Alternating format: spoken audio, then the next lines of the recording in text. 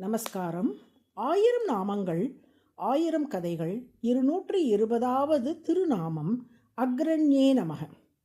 ஒரு மன்னர் தனது மந்திரியோடும் இளவரசனோடும் ஒரு படகில் பயணித்து கொண்டிருந்தார். மன்னரின் பரிவாரங்கள் எல்லோரும் 2 படகுகளில் மன்னரை பின்தொடர்ந்து சென்று கொண்டிருந்தார்கள். அப்போது மன்னர் மந்திரியிடம், அமைச்சரே, இறைவன் ஏன் பூமியில் வந்து அவதாரங்கள் செய்கிறார் என்று கேட்டார்.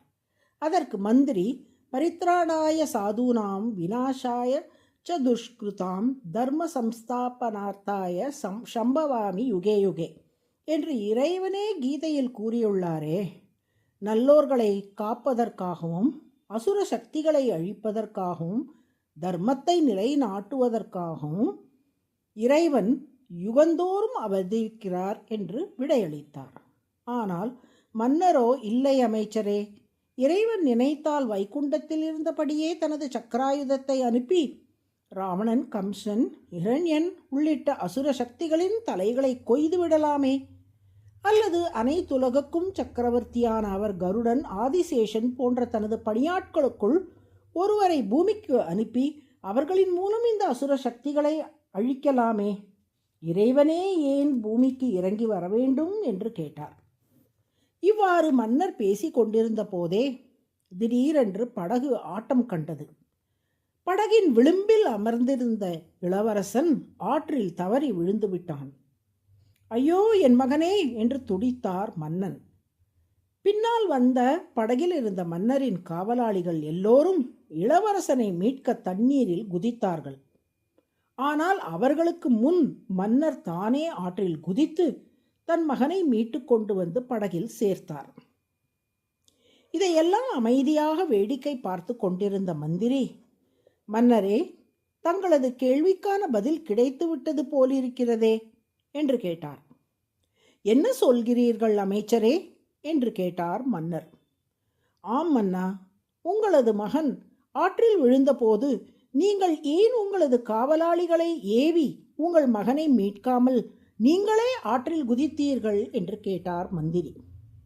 அதற்கு மன்னர், என் காவலாளிகள் மூலம் என் மகனை காத்திருந்தால் இந்நாட்டுக்கு நல்ல சக்கரவர்த்தி என்று நான் பெயர் எடுக்கலாமே ஒழிய என் மகனுக்கு நல்ல தந்தையாக ஆக மாட்டேன்.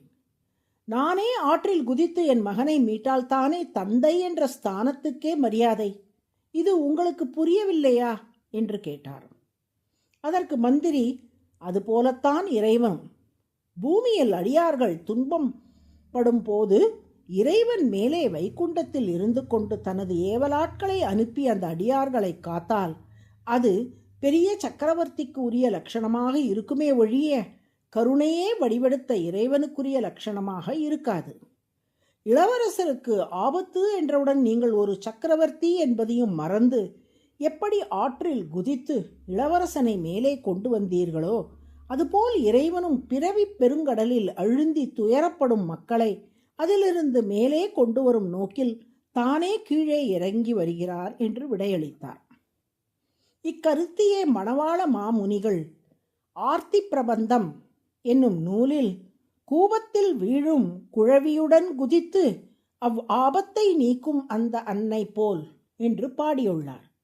இவ்வாறு நம் ஒவ்வொருவரையும் மேலே உயர்த்துவதற்காக இறைவன் செய்த அவதாரங்களுள் முதன்மையானது மத்ஸ்யாவதாரம்.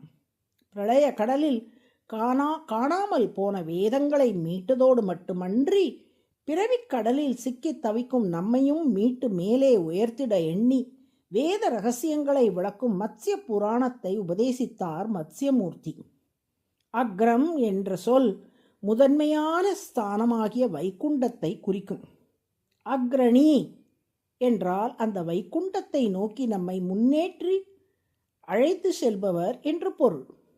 அனைத்து உயிர்களும் முன்னேறி மேலே வர வேண்டும் என்ற நோக்கில் கீழே இறங்கி வந்தபடியால் மத்ஸ்யமூர்த்தி அக்ரணி என்று அழைக்கப்படுகிறார். அதுவே சஹஸ்ரநாமத்தின் 220வது திருநாமம்.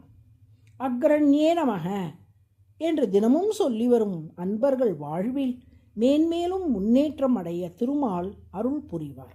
நாராயண நாராயண.